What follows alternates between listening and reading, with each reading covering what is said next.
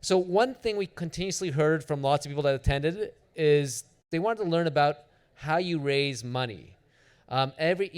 Many founders, many aspiring founders go to us, Alex, we hear about all these companies get on stage. They've all raised lots of money. How do we do it?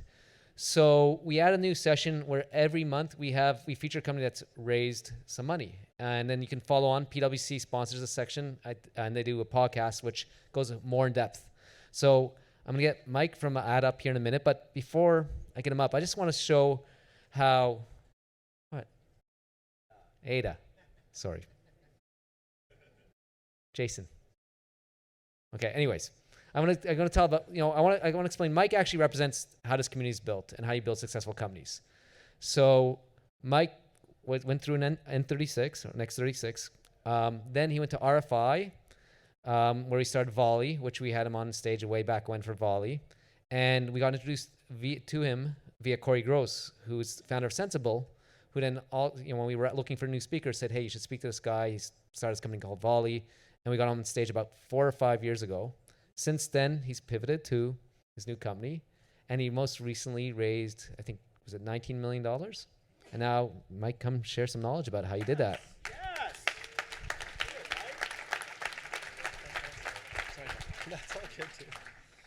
Hey everyone, I want to share some lessons learned on the fundraising tour, and I hope these are useful to any entrepreneurs in the room who are looking to raise capital. Or who have raised capital or looking to do it again. Also may be useful to anyone who's looking to negotiate any sort of, purchase or large agreement. So let me just share 3 fundraising lessons across a few rounds of financing that I've raised in the last few years with Ada from some really great investors here. So the first sort of insight that I've had around fundraising for me, and of course take these all with a grain of salt, but these are truths that I certainly abide to and continue to abide to in our subsequent fundraising strategies, is first and foremost to treat fundraising as a hiring process. I think that there is a power dynamic that exists in any VC meeting, and it's your job as an entrepreneur to effectively break that hiring or that power imbalance. And one way to do this is to actually interview your VC. Treat them as a new member of your team and ask them the same questions that you would ask a future colleague, a future member of your board, a future partner of yours. And I think what that does, and certainly has done in my career, has helped me find truly great VCs who can move the needle for Ada. It's also helped us, I think, identify people who we might otherwise have not, because we are focused on the personal relationship. I think a great VC adds far more than just capital. The second thing that I advise a lot of fellow entrepreneurs on when it comes to fundraising is to be an outlier. It's sort of shocking to me how many entrepreneurs follow the motions of fundraising. A 10-page deck with clear headlines, a formulaic process that we walk everyone through. Understanding the psychology of investors, I think, can help you realize that venture is fundamentally a business in search of an outlier. And you want to actually, I think, break the script and stand out in that process. That means being a little bit uncomfortable. It means challenging the status quo. If you do that, I think it gives you an additional shot of capturing the attention of people who I think can move the needle for your business in a way that perhaps others can't. And then finally, I really believe in this concept of engineering momentum. Fundraising can be such a distraction to a business, and I think a lot of founders worry about losing momentum and keeping the velocity of their sales or product development up when they are raising capital.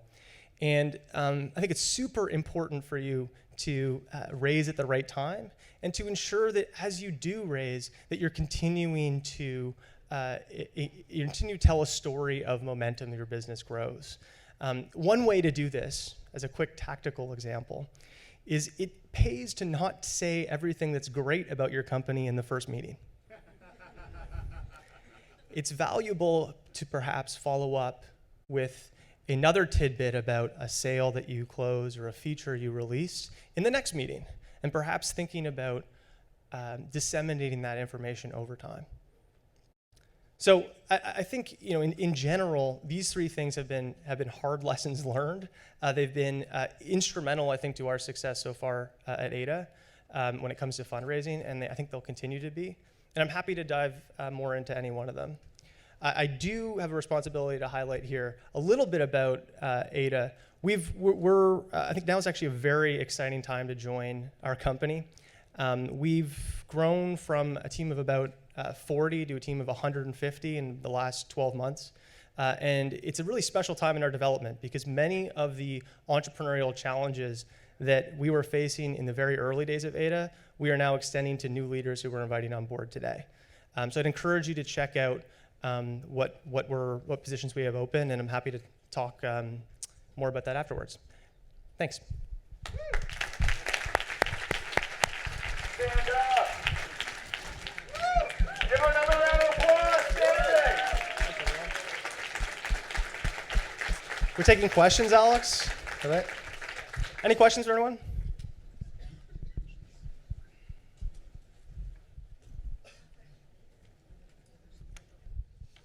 Hey, my name is Zach. I'm also going through the process of fundraising right now. I'm just curious what exactly you mean by being an outlier. Like, it's not obviously as simple as a 5-page deck instead of a 10-page deck. Just wondering some more specifics around that. Sure. Yeah. Question, how do I specifically be an outlier? I think any time in the fundraising process that you feel like you're doing something just because that's the process or that's because what people advise you to, I treat that as an opportunity to challenge it and do it your own way. Ultimately, it's your responsibility, I think, or your opportunity in a fundraising process to communicate the business, and your vision as authentically and directly as you know how. And some of the tools that are deemed conventional may not be in service of that for you. So I'd encourage you to, at any moment you feel that some of those basic recommendations or conventions are not serving you, come up with another one that does. I have a question here.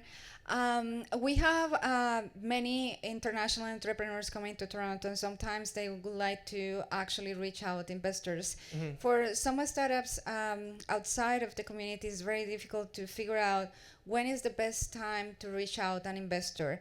Yeah. Is when you get traction to the market? Yeah. Is when do you feel is the best time Right. to actually reach out an investor for the first time? Yeah, so I think a couple things. One, I'm of the belief that you can always raise capital. You can do it before you have a business, when you have lots of customers, when you have amazing product, when you don't have any product. What changes is just how easy it is to do it. That's the first thought. The second thought is that I think you want to raise money from people you know. And if you apply the hiring metaphor there, you generally don't hire someone after one meeting. You get to know them, you see their work, you see how they've perhaps impacted other organizations, and then you understand that there's a fit. So I think it's totally appropriate, and in fact, I'd encourage your companies and you to reach out to investors before you're fundraising, to get to know them and build the relationship. And then you make it perhaps a more natural progression when you do feel it's appropriate to bring capital into the business. Hi.